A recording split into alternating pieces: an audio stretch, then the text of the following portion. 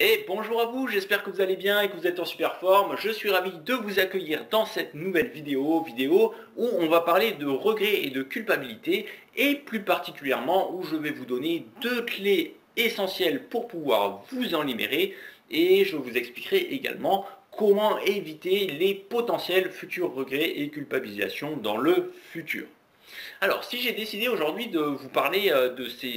cette thématique-là, c'est tout simplement parce que j'ai vécu une période récemment où j'étais entouré un petit peu de personnes qui ressentaient beaucoup de culpabilité vis-à-vis de choses qu'elles avaient faites, qu'elles n'avaient pas faites par le passé. Et je me suis rendu compte que chez ces personnes-là, en fait, cette notion de culpabilisation engendrait une baisse énergétique conséquente au quotidien, puisque tout simplement, elles se sentaient frustrées, il y avait de la tristesse qui s'installait, de la mélancolie, et en fait, du coup, ces personnes n'arrivaient pas à pleinement vivre en étant heureuses et épanouies dans leur quotidien, puisque elles étaient rongées par les remords du passé. Et donc, j'ai pris la décision là aujourd'hui de vous expliquer vraiment pourquoi en fait vous avez tout intérêt à voir le regret et la culpabilité non pas comme des choses négatives mais comme des choses positives, et du coup comment faire pour vous libérer de ce sentiment oppressant de j'aurais dû faire ci, j'aurais dû faire ça, je n'aurais pas dû faire ci, je n'aurais pas dû faire ça, et pour tout simplement pouvoir ensuite avoir un renouveau dans votre vie en profitant pleinement de l'instant présent et non pas en restant ancré dans le passé. La première chose qui est importante pour vous de comprendre, c'est que vous ne pouvez pas échouer dans votre vie. En fait, on a tendance à associer l'échec et les erreurs à quelque chose de mal, mais moi j'associe ça à des apprentissages. Si vous prenez l'exemple d'un enfant qui, tout au long de sa période finalement de 1 an à 15 ans, 16 ans, cet enfant, il va tout le temps expérimenter des choses dans sa vie. Il ne va pas se poser la question de est-ce que c'est bien, c'est pas bien, sauf à partir d'un certain âge où il va mûrir et devenir plus conscient des choses. Mais les enfants ont cette insouciance du quotidien, c'est-à-dire qu'ils sont tout le temps dans le moment présent à aller faire ce qu'ils ont envie de faire finalement, à exprimer toute la joie qu'ils ont en eux. Et du coup, à chaque fois qu'ils échouent, ils ne sont pas en mode mince j'ai échoué, ils sont en mode ok comment je vais faire la prochaine fois pour mieux faire ou pour y arriver. Et c'est exactement un petit peu cet état d'esprit que je vais vous encourager à prendre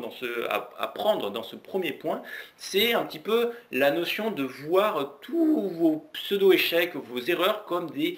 outils d'apprentissage, comme des moyens de grandir vis-à-vis de qui vous voulez être vraiment.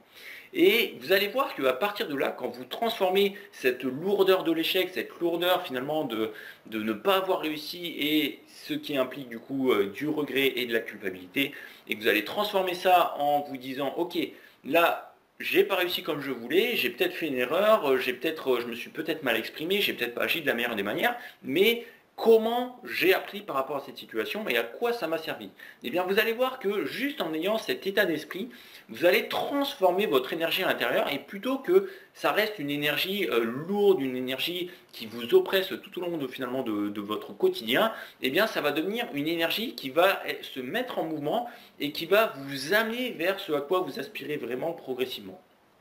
Puisque finalement, dans votre vie, vous avez deux sources d'apprentissage, soit les erreurs, comme je viens de vous l'expliquer, ou alors simplement ceux qui vous inspirent. C'est-à-dire que soit vous vous rendez compte de ce que vous ne voulez pas dans votre vie, soit vous avez envie d'aller vers ce que vous voulez. Et donc, c'est super important que vous compreniez que la seule chose finalement qui fait que vous avez des regrets et de la culpabilité, c'est que vous assimilez vos erreurs passées et vos différents échecs à quelque chose qui est mal, alors que c'était juste finalement une ressource pour vous pour apprendre. Si vous vous retrouvez dans une situation où vous avez l'impression, vous culpabilisez parce que vous avez l'impression d'avoir amené du tort dans la vie de quelqu'un d'autre. Par exemple, vous êtes disputé et vous culpabilisez, vous avez des regrets parce que vous avez dit des mots que vous n'auriez peut-être pas voulu dire parce que vous étiez sous le coup de la colère, de la frustration, etc. Et vous avez potentiellement blessé une personne à qui vous teniez beaucoup. Eh bien, dites-vous que c'est exactement la même chose pour cette personne, puisque cette personne va grandir de cette expérience. Et je ne parle pas là, encore une fois, d'erreur ou d'échec, mais je parle bien d'expérience. Et donc, dites-vous que même si ce n'était pas forcément la meilleure manière, on va dire, pour vous d'aider la personne à avancer dans sa propre vie, et bien juste en vous étant en vous étant comporté de la manière dont vous êtes comporté, vous avez permis à cette personne de comprendre des choses sur elle-même, de comprendre ce qu'elle ne voulait pas dans sa vie, ce qu'elle ne voulait plus, et du coup, vous lui avez permis indirectement d'aller plus vers ce qu'elle désire vraiment. Et donc c'est vraiment important que vous focalisiez votre attention quand vous ressentez du regret, de la culpabilité sur qu'est-ce que j'ai appris, qu'est-ce que ça m'a permis d'apprendre, en quoi ça m'a permis de grandir. Et vous allez voir que quand vous allez vraiment mettre toute votre focalisation là-dessus, vous allez passer de l'état de j'aurais voulu que ça n'arrive pas à pour rien au monde finalement je changerai les choses parce que ça m'a tellement fait grandir que du coup je ne veux pas enlever ça finalement de mon expérience et de ma vie. Le deuxième point qui est super important, c'est tout simplement d'arrêter d'être aussi dur envers vous-même et d'arrêter de vous mettre la barre trop haut tout le temps, tout le temps, tout le temps. Parce que, encore une fois, la notion de regret et de culpabilité sont souvent associées à une notion de j'ai pas été suffisamment ci, j'ai pas été suffisamment ça, j'ai pas bien fait, etc., etc. Mais il faut que vous preniez conscience que tout au long de votre vie, vous allez à chaque instant faire du mieux que vous pouvez par rapport à votre niveau de conscience du moment. Et c'est super important que vous compreniez ça, c'est qu'à chaque instant, par rapport à ce que vous avez compris de vous-même, ce que vous avez compris du fonctionnement des choses, de la vie, de l'univers, etc., vous allez faire du mieux que vous pouvez, vous allez toujours faire ce qui vous paraît le plus approprié, même si vous l'exprimez de manière maladroite et que potentiellement ça peut être jugé comme négatif ou mauvais. Et donc vraiment, prenez l'habitude dès maintenant de mettre de la conscience sur le fait que si vous avez fait des erreurs, si vous vous êtes trompé, ce n'est absolument pas grave. Vous aviez tout simplement, à ce moment-là, le niveau de conscience qui ne vous permettait pas encore de rectifier ces potentielles erreurs. Et donc du coup, vous avez simplement fait de votre mieux à ce moment-là par rapport à là où vous en êtes. Et c'est exactement la même chose pour les personnes que vous côtoyez qui potentiellement vous ont blessé ou tout simplement qui vous ont fait du mal d'une certaine manière, ou vous percevez en tout cas du mal par rapport à leurs actions vis-à-vis de vous. Et bien dites-vous que ces personnes-là ont fait de leur mieux par rapport à là où elles en étaient. Alors bien entendu, ça n'excuse absolument pas les actes qui sont vraiment inappropriés, etc. Mais c'est surtout l'idée pour vous de comprendre que ce n'est pas une question d'excuser ou non, c'est une question de comprendre que on fait toujours de notre mieux par rapport à là où on en est et vous faites toujours de votre mieux par rapport à là où vous en êtes. Et donc, pas de pression à vous mettre par rapport au fait de potentiellement regretter vos actions, vos paroles, etc. Si vous êtes connecté à vous-même et que vous faites du mieux que vous pouvez par rapport au niveau de conscience que vous avez maintenant, actuellement, eh bien tout simplement, vous n'avez aucune honte à avoir de ne pas réussir, de faire des erreurs, etc. etc. Ok ? Donc ça voilà, c'était les deux premières clés vraiment pour vous aider à changer votre état d'esprit, changer votre énergie vis-à-vis du regret et de la culpabilité. Donc voyez en quoi tout ce que vous avez, tout ce pourquoi vous éprouvez du regret et de la culpabilité vous a aidé à grandir, vous a aidé à mûrir et à mieux comprendre ce que vous ne vouliez pas et ce que vous voulez dans votre vie. Et deux, mettez de la conscience sur le fait que jusqu'à présent et tout au long de votre vie, vous allez juste faire ce qui vous paraît le plus approprié, le mieux par rapport à votre niveau de conscience du moment. Maintenant, troisième point, comment faire pour éviter potentiellement les futures sources de regrets et de culpabilité? Eh bien, c'est très simple, l'idée c'est simplement pour vous d'apprendre à vous connecter à vous-même, pour vous assurer d'être tout le temps dans la justesse par rapport à qui vous êtes vraiment.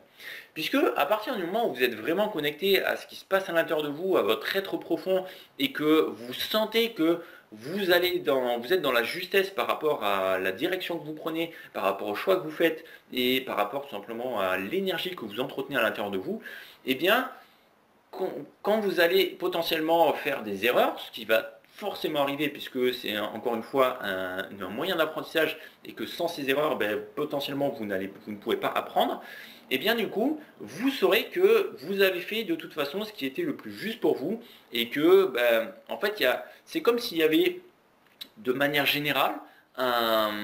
un plan de l'univers, on va dire. Si vous n'êtes pas forcément connecté à ces notions-là, ça va peut-être vous paraître bizarre, mais dites-vous que tout a toujours un sens en fait. Et donc toutes les erreurs que vous faites, même quand vous êtes connecté à vous-même et que vous êtes dans la justesse par rapport à ce qui vous correspond vraiment, et bien du coup c'est parce que ça va vous permettre d'aller à un niveau encore supérieur de compréhension vis-à-vis de vous-même et du coup tout ce que vous traversez dans votre vie, j'insiste bien, tout ce que vous traversez dans votre vie, en particulier du coup quand vous êtes connecté à vous-même, vous savez au fond de vous-même que c'est là pour vous faire grandir, c'est là pour vous faire avancer et que du coup c'est tant mieux. Personnellement, moi je fais plein d'erreurs tout le temps, un peu tous les jours, des petites erreurs par-ci par-là, mais j'apprends constamment de mes erreurs et je vois tout le temps mes erreurs en fait comme un indicateur de tiens, c'est pas là que je voulais aller finalement, donc je vais plutôt aller vers là. Tiens, là j'ai compris ça, donc du coup ça va me permettre d'aller vers là plus facilement, et ainsi de suite. Et donc, si vous prenez l'habitude de vous connecter à vous-même au quotidien pour vous assurer que quand vous discutez avec quelqu'un, quand vous prenez des décisions, quand vous allez dans une direction, c'est une direction qui est juste pour vous, eh bien vous allez naturellement en fait avoir une énergie si puissante et si juste et alignée à l'intérieur de vous que vous allez beaucoup moins ressentir potentiellement du regret et de la culpabilité. Voilà, je pense avoir fait le tour. Donc si je récapitule les 3 points, 1, voyez en quoi le regret, la culpabilité par rapport à quelque chose en particulier vous a permis de grandir et de comprendre des choses vis-à-vis de vous-même. 2, conscientiser le fait que tout simplement vous faites tout le temps de votre mieux par rapport à votre niveau de conscience du moment. Et 3, tout simplement prenez l'habitude de vous connecter à vous-même, de vous connecter, de vous aligner à ce qui est réellement juste pour vous, ce qui a réellement du sens pour vous, et vous vous assurez de tout simplement ne plus regretter, ne plus culpabiliser par rapport à ce que vous ferez dans le futur. Voilà, écoutez, j'espère que cette vidéo vous a été utile, que c'était clair. N'hésitez pas à mettre dans les commentaires si la vidéo justement vous a plu, vous a été utile. Et puis rejoignez-moi sur mes réseaux sociaux, Facebook et Instagram, si vous voulez échanger plus par rapport à des sujets proches de celui-ci, puisque je fais régulièrement des lives et je publie sur ma page Facebook principalement. Et si vous sentez que vous avez une aspiration à l'intérieur de vous-même à trouver ou redéfinir le sens de votre vie, mais que vous n'arrivez plus à avancer tout seul par rapport à ça, et bien du coup n'hésitez pas à remplir le questionnaire qui est dans la description et j'échangerai gratuitement avec vous pour vous aider à mettre de la clarté sur votre situation et voir si je peux vous aider à avancer. Allez, sur ce, je vous souhaite de passer une excellente journée, une excellente soirée. Je suis ravi d'avoir pu partager tout ça avec vous en vidéo et puis je vous dis à très bientôt et portez-vous bien.